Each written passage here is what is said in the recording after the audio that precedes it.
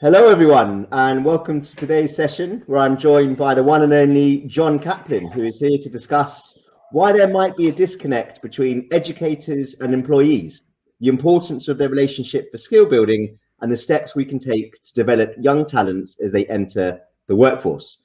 As always, we'd love to hear from you. Drop us a wave, let us know where you're dialing in from. A recorded version of this webinar will be available after the session, so look out for it on our social handles, which you'll be able to find and follow on How Now HQ. Hi, Jon. How you doing? I'm great. How are you, John? Yeah, good. I guess we were just, for everybody that's joined, Jon and I were just reveling and talking about the waves in Nazaré, because I'm actually based in Portugal at the moment. And for those that don't know, it's where you do big wave surfing. If you get a chance, I know this is not about the webinar, but if you get a chance to go to Nazaré in Portugal and see the big waves, it is something truly, truly special. So yeah, we should probably not get sidetracked, Jon, and talk about fixing the skill disconnect between educators and employees. Absolutely, absolutely. And in case there's the impression that I actually am a surfer, that is far from the case. I like watching it as much as anything. So and don't be fooled by the hair. This is just this is still just a lockdown haircut that I haven't got an opportunity to cut yet. But I'm learning to surf. Closing the skill gap in surfing. Exactly. So I guess, I mean, there's lots to talk about today, Jon. I guess a good, a sort of open-ended start would be if employers think students are leaving education or aren't leaving education with the skills they need, who is to blame? Yeah, it's a good question. And I think about what has changed, whether or not, did universities in the past provide talent with the right skill set? And if so, what changed? And I think, if you take a step back and you look at the overall labor market, and I'll speak specifically to the United States because that's what I'm most familiar with, but I think in many ways, these the analysis of the labor market is very similar across all Western industrialized countries, and you can think of it as a market failure, that you have supply side dislocations and you have demand side dislocations that have really changed the world fundamentally from, let's say, as recently as the 1980s. So when you look at the supply side of the labor market, you see that there are these three big things going on that has really changed the supply of labor coming into the market. First of all, you have the retirement of the baby boomers. And so what that means is that you have need for more supply than you ever have before. So that's number one, retirement of the baby boomers. Two, you have this increasingly competitive global market for talent. I mean, you have a guy with a computer in Jakarta, Indonesia, is going to be just as productive, or maybe more so than a computer science major, graduating in Cincinnati, Ohio. I mean, it's interesting. When I first started my consulting business, I was looking for a logo, and I actually outsourced. I crowdsourced the development of my logo, and you can actually do this with many different things, where you sort of crowdsource this, and it's an international competition. And the guy who actually drew my logo was from Jakarta, Indonesia. I mean, it was sort of amazing. And that there is just talent globally that is coming into the market. So that's a second supply side dislocation. The third is at least in the US, is you have diminishing labor market participation. And economists don't really understand exactly what's going on here. There are lots of different theories. Some people, I mean, obviously with COVID, labor market participation went down dramatically. I mean, I think just for those watching, just define what you mean by labor market participation. Yeah. So basically, people get hung up on unemployment numbers as the sort of the measure of how functioning your economy is. And essentially, unemployment takes the total number of people working over the total number of people wanting to work. Yeah. That's the employment percentage. Unemployment is obviously the total number of people who want to work who aren't working over the total labor pool. What's going on in the United States is really interesting, and we're at the tail end of sort of 20 years of diminishing labor market participation. What this means is that fewer people actually want to be part of the labor pool. And so typically, I mean, a labor pool doesn't have people who are in school, doesn't have infants and children, doesn't have people who are retired, doesn't people have people who are, are unable to work because they're disabled. I mean, there are many different categories of people who don't work. In the United States, our labor market participation, I think in Western, in EU, it's about 79%. In the United States, it's sort of 75%. And this has actually been going down over, the last 20 years. And some people say, this could be a function of the opioid crisis in the United States. It could be the function of the mass incarceration. I mean, there are many things that are going on here, but that actually, you have a smaller labor pool to draw from. And so that's another one of the supply side dislocations. On the demand side, you have just the type of talent that companies are looking for is really changing. And I think the first thing to look at is the fourth industrial revolution. In the United States, I mean, we automated away something like 2 million jobs in the industrial Midwest, and that had to do with the increased automation of work. And so the fourth industrial revolution is really changing the type of skills that employers are looking for. I think the second thing that's sort of new is the rise of remote work. I mean, you're working in Portugal. I mean, people can work. Yeah, excuse me. We'll keep it quiet. You broke my cover now. I'm sorry about that. Yeah, I mean, people can work anywhere, and companies are sort of trying to figure out, what do we do about that? What's our hiring profile? We used to hire in 4 cities. Now we can hire anywhere in the country or anywhere globally. I think. Let's not get sidetracked by what is typically a common topic on LinkedIn now. But what are your thoughts regarding remote working in a nutshell? I mean, personally, I think it's let me think. See if I can. Don't worry about sum me. it up and wait. No. I mean, it's a good. I think what's going to happen is this is going to accelerate the trend towards the highest skills in the market getting oversized rewards. I mean, basically, if you can work on a laptop and you're good at working on a laptop, you have more people bidding for your services, so you can raise your wages.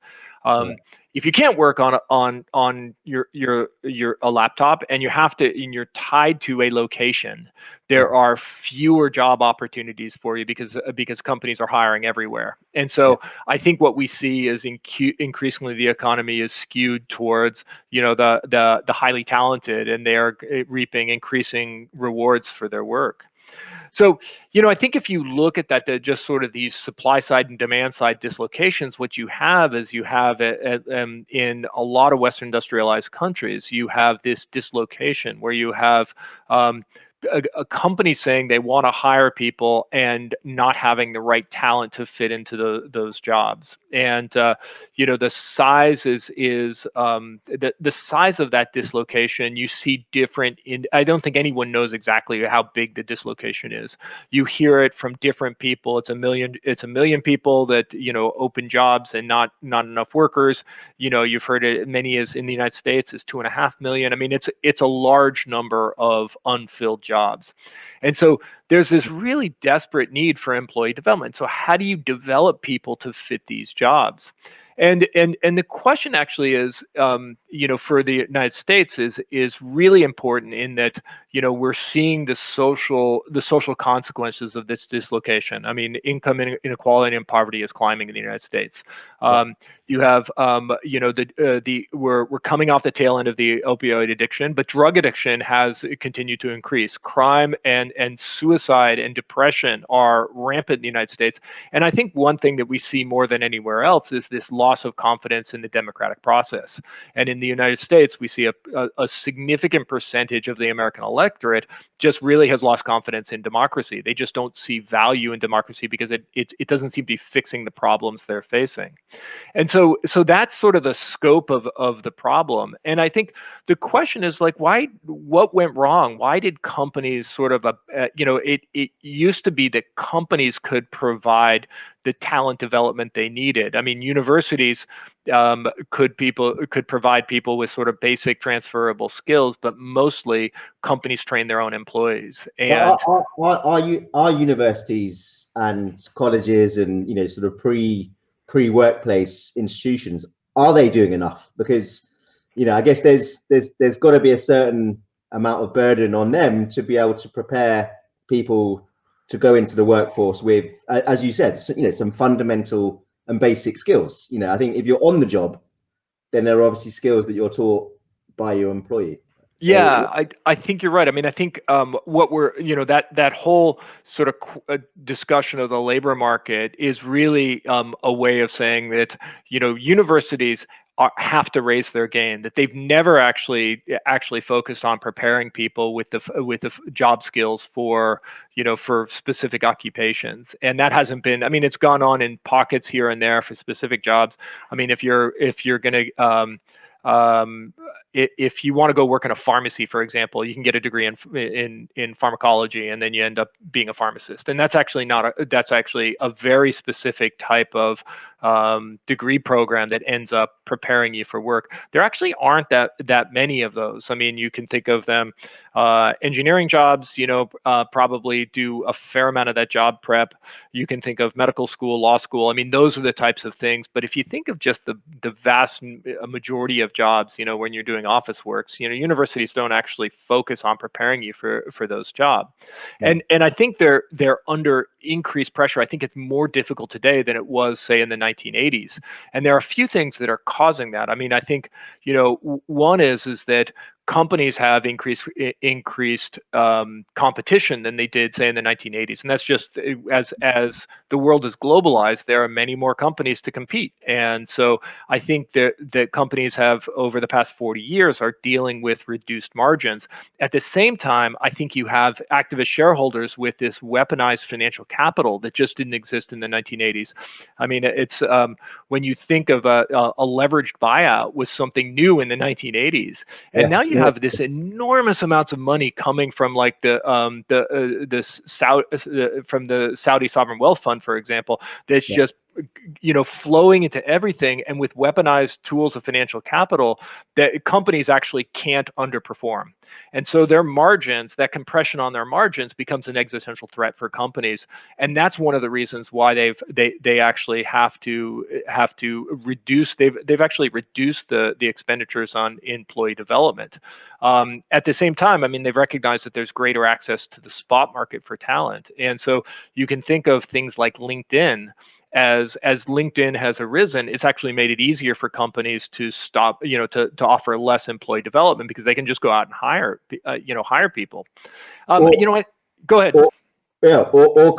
I mean, you just made me think. All companies, and this is not anything against the LinkedIn content library or the likes, but actually, obviously we're in the learning and training space, and we always hear that the company's solution to upskilling the workforce or providing employee development is a license to a platform that has, an abundance of courses, which is not a bad thing. I think if you're a motivated and enthusiastic employee, then you are going to spend time looking at it. But I, for one, don't necessarily learn anymore by doing courses. It's bite-size, it's clips, it's little videos, it's podcasts. So that always baffles me as to why you're right. I think companies are spending less on it, but why is it just a library, for example, or is it just something else that satisfies the need for, okay, we've covered that now.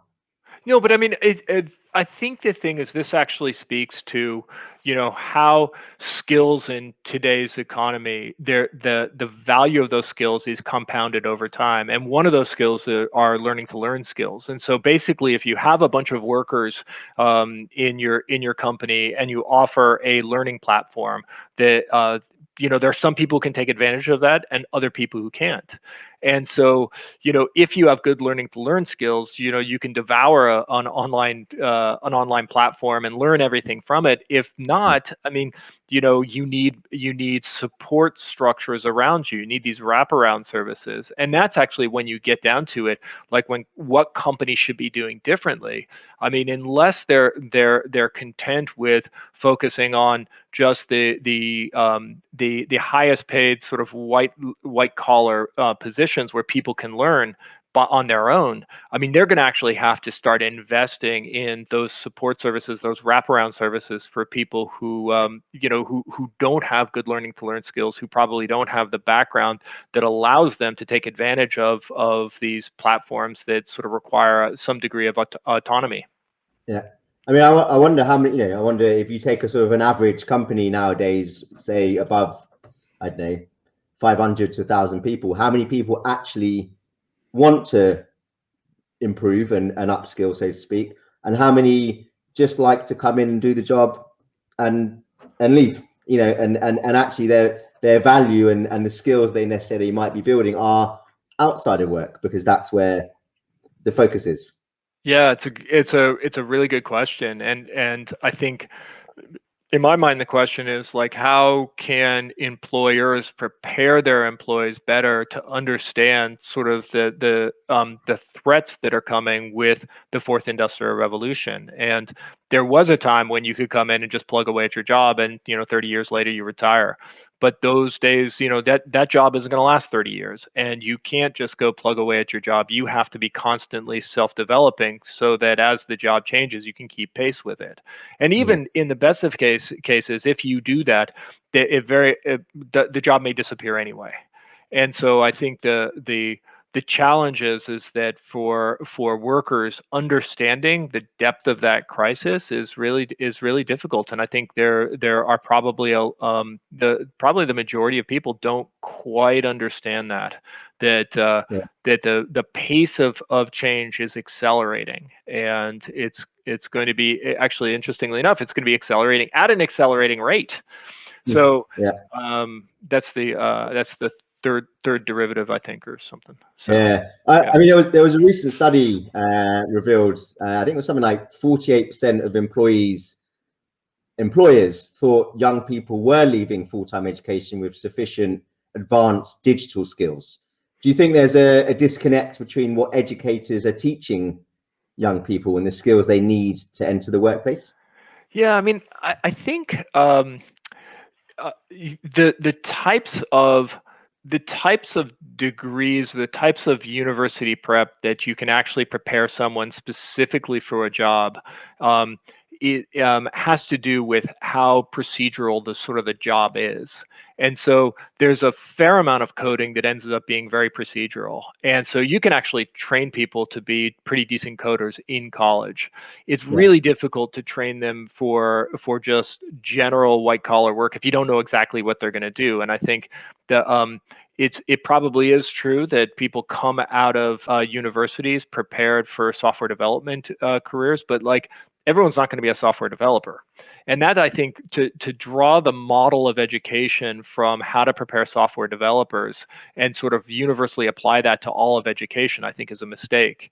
And I mean, I think if you think about sort of the rise of autonomous driving in the United States, in the entire transportation industry, I think we have somewhere around 3 million people. If you take all the different industries that feed into the transportation industry, I mean, are all of, when we have autonomous long haul driving, are all those people going to be software developers? Somehow I doubt it. So what is the solution for people that are not going to become software developers? And that's something that I think is a crisis in the making. Oh yeah, I wonder whether there's some intervention sort of while you're at school and during university, not necessarily in terms of getting training, but getting more coaching and mentoring to sort of prepare you more. Because I mean I know that it was only when I left university, I still didn't really know what I was doing, right? And so actually looking back, I wonder whether there would have been more input at a younger age to sort of try and help me understand about what options there were and what skills might be relevant to start pursuing. I wonder whether there's more work that can be done at that level. You know, it's this is something I think about quite a bit. Is that there's something about a degree in poli sci at a university that's valuable. Although what it is, it's not entirely clear that everyone understands what it is that's valuable Yeah. about a degree in poli sci. I mean, when you Yeah. think about it, John, what was your major in college? Well, it was a random one. It was Asian Studies and Sociology. Okay, so Asian studies and sociology somehow prepared you for a job in the software in the ed tech industry, right? Yeah. How? What are the transferable things that you learned in that experience? Like when you think about your background, when you graduated, obviously you weren't prepared to go right into an ed tech company and Right. perform at a high level in an executive role, but you made your way there and you've been successful. So what is it that in college that you learned that allowed you to be successful later in life? It's a good question. I mean, I'll be totally honest. I don't think I'm necessarily a good example. I mean, my university experience, I mean, I started doing economics and French at university. I then deferred because for various reasons, just wasn't enjoying the French part, and then ended up doing Asian studies and sociology. So I guess in my role and in my development, it's always been more, I guess, life experience and sort of social skills, which have enabled me to progress. I wouldn't say I didn't learn anything specifically in the course that sort of helped me get to where I am now. I mean, I left university, went into banking for 7 or 8 years. So I guess through my career, I've obviously accumulated and built transferable skills from job to job. But I wouldn't say what I learned at university. I mean, maybe I was just a bad student, but I wouldn't say there was anything that was notably relevant on the course. I mean, But, I majored in international relations. I had a very similar experience where I came out as like, what are you going to do with an international relations degree? But there was something about that experience that gave me some general transferable capabilities. well, do you? I mean, if you were to go back to university now as an 18-year-old Jon Kaplan, what would you do? Hard to say I would do that much, that much different. Honestly, I mean, obviously there are, there are parties I would go to and other parties I wouldn't have gone to. But Yeah. I think. Well, I guess the question is now you know what you know and the way that the workforce works and the way that things are. Would you try and do something that was a little bit more? And let's not say that international relations wasn't, but would you try and do something that was a little bit more geared to a specific skill set that would allow you to pursue a certain path? I probably would have I would have taken more business. Like in my mind, like how companies actually made money was sort of was a mystery to me up until, when I enrolled and started getting an MBA. I mean, I think I was just behind everyone. I just didn't really understand the way companies work. But I mean, what I will say is that, what a degree got me in international relations is it allowed me to sort of take a step back and see this vast amount of information and make connections with that information and see the shortest path in between my current situation and what I wanted to achieve. And that just go doing that over and over again, just seeing lots of information, trying to make sense of the information, integrating it together, coming up with some way to synthesize it, presenting a novel idea. I mean, I think all those things were very, very useful. There's Yeah. also the social aspect that you end up getting good at working with other people. But I mean, I guess one of the things that's clear, and I think universities have gotten better at this, but I think at least when I was in university and up until very recently, I don't think universities were very, very transparent about what those transferable skills were that people were developing. I mean, you took a bunch of classes. I mean, I took classes in, sort of, what was modern European integration in the 1980s, which isn't particularly modern now, but I was but gonna say, it's definitely not. yeah, I mean, it allowed me to read, different points of view by seven different authors and sort of integrate them and understand the common thread. And those are things that I think are really transferable. But I don't think necessarily that if you're a student in university and you're doing that work, it's clear how it's going to pay off in the future. Like, unless you Yeah, want to be a diplomat, you probably think to yourself, if you decide you're not going to be a diplomat and you've majored in international relations, it probably feels like, the major was a waste. And in fact, it wasn't, but it's because universities aren't great at communicating what are those transferable skills that underpin, their degree programs. yeah. And so I guess, how do we start to repair the divide, and get businesses, I say divide, the sort of disconnect. Divide sounds like it's they're at war. But how do you get businesses and educators, or how do you start to get educators and businesses on the same page? And what can people take away from this? Yeah, I think it's clear that the models that have worked require a level of coordination between universities and businesses that neither universities nor businesses are really that comfortable with. It's Yeah, really difficult.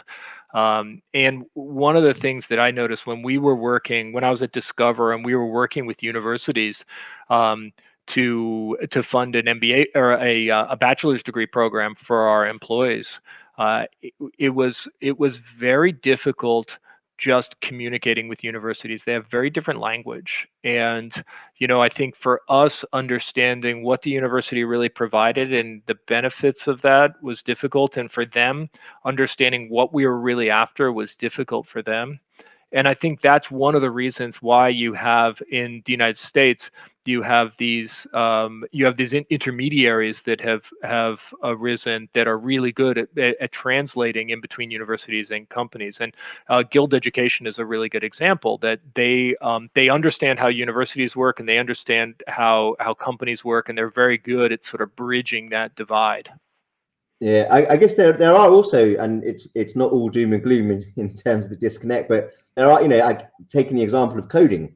I mean, there are lots of companies that you can now. I mean, if you were a doctor and you wanted to become a coder, you can spend a bunch of money, do a 12-week, training program to become a coder, and then they help you to then get into a company. So they almost act as a training company that teaches you a new skill, but then they help try and place you into that company. So I guess that is evidence that there isn't, there are some institutions there where there isn't a disconnect. They're actually bridging. Right. And I think what's interesting is a lot of those providers are not universities at all. I mean, there are No, these no. code camps that have sort of figured it Yeah, out, and that's largely because the outcome is so clear. I mean, the outcome that they're trying to get, students who enter at point A with zero coding skills, can they do these 10 different things at the end of their boot camp? And that's really different from, and I think maybe that's the call to action. If you're not doing sort of a procedural type of occupation, how do you prepare people for more general occupations? And one things I don't think universities have is a clear set of outcomes that, around transferable skills. Like, what really do they expect? Like, let's take critical thinking. What exactly is critical thinking? How do people show it? What are the measurements of mastery of critical thinking? That is something that everyone has their own definition of. And, companies say, hey, we want good critical thinkers. But when they say, well, how would you know a good critical thinker when you see it? They have no way of identifying success. but is that course dependent at university? I mean, if you're doing, I don't know, ancient Greek studies, I mean, you're not going to be learning around critical thinking necessarily. Yeah, I mean, I would think that there's a capability called critical thinking that weaves its way in between ancient Greek studies and international relations and economics that allows you to compare and contrast different ideas and have the ability to sort of break down complicated concepts into their component parts. And even a definition of what exactly is critical thinking is absent, or at least maybe it's not absent, but it's different depending on who you talk to. And I think if you had a shared understanding of the top 10 to 15 competencies that universities really need to start building, common definitional expectations around those, and outcome-based expectations as well, you actually could end up creating an environment in which that coordination actually works much better. But right now, I think the lack of a shared language is a big problem between it is. universities and corporations. So obviously education has changed a lot in the past year or so, with more online learning and less face-to-face training. What do you think this means for everything we've discussed, and generally, for the outlook for, for education and learning and upskilling? Well, it's interesting. I think you have to get past the hyperbole a little bit, and if you have children like I do, and everyone was forced to do online learning. I mean, the only reviews you got on online learning were it's terrible. I never want to do this again, right? And that's probably too simplistic. I mean, there are probably portions of online learning that are really, really helpful. I actually think that that this has been a great bridge into more blended solutions, that more of learning is going to be done online, and we're going to really get much better at understanding what has to be done face to face and synchronous, and what can be done online and asynchronous, and how can we build these blended experiences that are more impactful to people. Yeah. And I've been dying to ask you, because we've spoken about this on other webinars, and I guess it's slightly related. But what's your thoughts on the general learning technology industry at the moment? What do you think's happening? Where's it going? What are your predictions? Or not just learning technology, but in the learning space as a whole. Yeah. So it seems like there's an enormous amount of venture money coming into learning industry, just because with COVID and with the mandate of online learning for many parts of the economy, you had companies that were coming up with solutions, and venture companies trying to back what they think are going to be the winners.